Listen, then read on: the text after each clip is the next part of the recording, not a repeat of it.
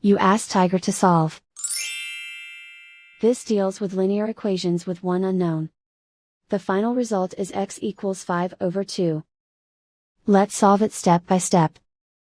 Simplify the expression. Group like terms. Simplify the arithmetic.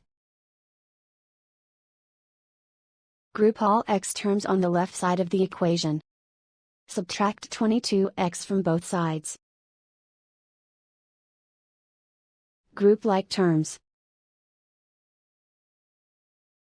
Simplify the arithmetic. Group like terms. Simplify the arithmetic.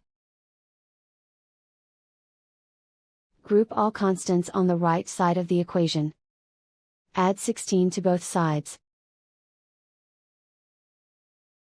Simplify the arithmetic.